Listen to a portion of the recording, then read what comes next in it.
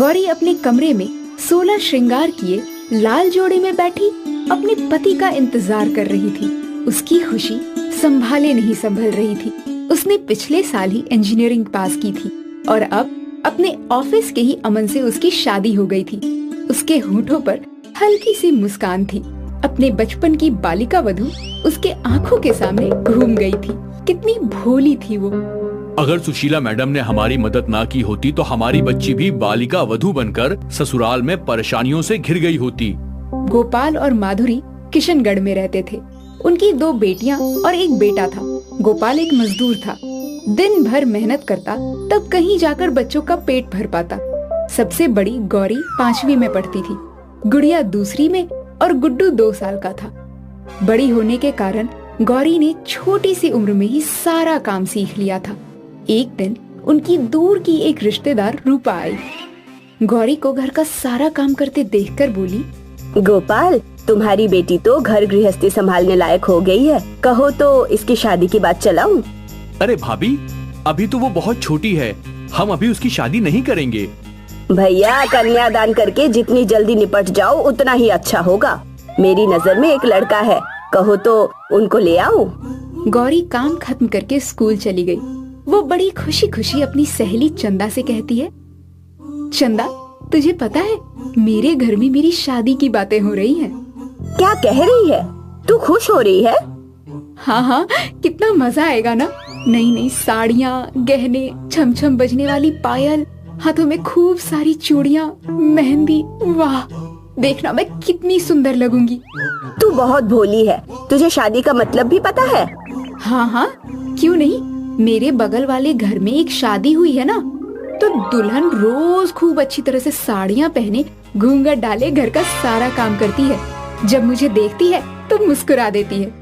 अच्छा चल, घंटी बज गई, कक्षा में चलते हैं। उस दिन जब गौरी घर आई तो, गौरी, कल स्कूल मत जाना, कुछ लोग आने वाले हैं, बहुत काम होगा, मैं अकेली नहीं कर पाऊंगी। कौन आएगा माँ? तेरी शादी के लिए कुछ लोग तुझे देखने आएंगे। माँ तो रो क्यों रही है? मुझे तो बहुत सारे कपड़े और गहने मिलेंगे ना, मेरे पास तो अच्छे कपड़े भी नहीं रहते। माधुरी ने उसकी मासूमियत पर उसे गले लगा लिया और फपक फपक कर रो पड़ी। दूसरे दिन रूपा के साथ लड़के वाले उसे देखने आ गए। हमें लड़की पसंद है, पर आपका बेटा कहाँ है जिसकी शादी करनी है? अरे भैया, लड़का देखकर क्या करोगे? लड़का मैंने देखा है, तुम तो ये नोटों की गड्डी पकड़ो और शादी की तैयारी करो। इतने रुपए? हाँ हाँ, और पैसे चाहिए तो बता देना। पर मैं पैसे के लालच में आकर अपनी गौरी की शादी बिना लड़का देखे नहीं करना चाहता। मैं तो तुम्हारी मदद करना चाहती थी, लाओ रुपए वापस कर दो। गोपाल ने रुपए वापस दे दिए। वो लोग चले गए। दूसरे दिन रूपा फिर आई। उन लोगों को तुम्हारी गौरी बहुत पसंद है, तुम चाहो तो मेरे साथ चलकर उनके लड़के को देख लो। एक लौता लड़का है, सारी जायदाद का वारिस है। हाँ, मैं ही चलकर देख लेता हूँ। गोपाल रूपा के साथ जब उनके घर गया तो उनकी शानो शौकत देखकर हैरान रह गया। उसने देखा जिस लड़के से शादी करनी थी वो गूंगा था और उम्र करीब 25 साल थी। मैं चलता हूँ, घर में पूछकर बताऊंगा। भैया, इसमें इतना सोचने वाली बात क्या है? लड़का गूंगा ही तो है, थोड़ी सी उम्र अधिक है तो क्या हुआ? तुम्हारी बेटी राज करेगी, नौकर चाकर सब है इनके पास, दिमाग से काम लो, तुम्हारी गरीबी भी दूर हो जाएगी। माधुरी से सलाह लेकर बताऊंगा। इतने बड़े घर में शादी हो गई तो गौरी के तो भाग्य खुल जाएंगे, पर उम्र भी तो ज्यादा है, कुछ समझ नहीं पा रहा हूँ। घर आकर गोपाल ने माधुरी को सारी बातें बताई। तुमको ठीक लग रहा है तो हाँ कर दो, वैसे भी हम कौन सा सुख दे रहे हैं अपने बच्चों को, कम से कम वहाँ भरपेट खाना और पहनने को कपड़े तो मिलेंगे। गूंगा है तो क्या हुआ, इतनी धन दौलत सब उसी की तो होगी। दूसरे दिन ही गोपाल ने हामी भर दी। रूपा बड़ी खुशी खुशी आई और नोटों की गड्डी पकड़ाकर चली गई। अगले महीने की तारीख पक्की हो गई। गौरी स्कूल गई तो, सुन चंदा, अगले महीने की 21 तारीख को मेरी शादी हो रही है, तुझे अपने पूरे परिवार को लेकर आना है। ठीक है, मैं आऊंगी। चंदा ने अपने घर में जाकर अपने माता पिता से सारी बात बताई। उसकी माँ सुशीला देवी समाज सेवी संस्थाओं से जुड़ी थी। गौरी की शादी, अभी तो वो 11 साल की ही होगी। आजकल बाल विवाह करना जुर्म है, इन लोगों का कुछ करना होगा। दूसरे दिन जब चंदा स्कूल गई तो वो गौरी के घर पहुंच गई। माधुरी उनको देखकर, कहिए आपको किससे मिलना है? गौरी के माता पिता से मिलना है। माँ तो मैं ही हूँ, गौरी के पिता अभी आते ही होंगे, आप बैठिए। सुशीला देवी एक टूटी फूटी चारपाई पर बैठ गईं। घर की दशा देखकर उनसे भी बैठा नहीं जा रहा था।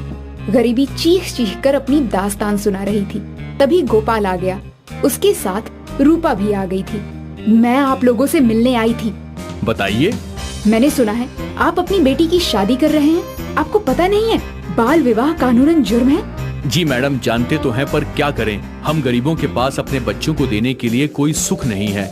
कम से कम पैसे वाले घर में चली जाएगी तो भरपेट खाना तो मिलेगा। देखिए, आजकल बेटियों के लिए सरकार की कितनी सारी योजनाएं हैं। बेटी पढ़ाओ बेटी बचाओ, भाग्य लक्ष्मी योजना, इसी तरह की बहुत सारी योजनाएं हैं।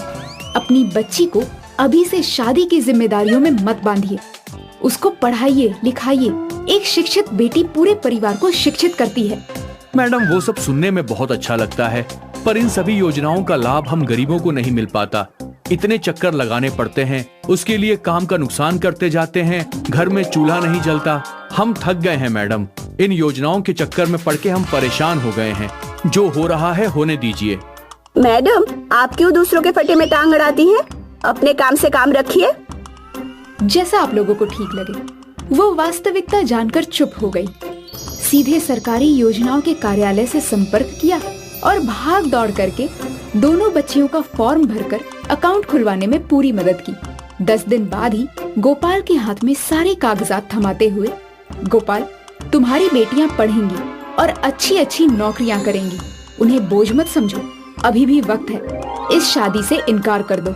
गोपाल और माधुरी उनके पैरों पर गिर पड़े। उन्होंने शादी से इनकार कर दिया था। मैडम, आपके जैसे कितने लोग हैं जिन्हें हमारी परेशानियां और दुख दर्द दिखाई देता है। अब हम समझ गए हैं। अपनी बेटियों को पढ़ा लिखा कर हम आपके जैसा बनाएंगे। अब हर महीने बच्चियों के अकाउंट में पैसे आने लगे, जिससे उनकी पढ़ाई लिखाई का खर्च चल जाता था।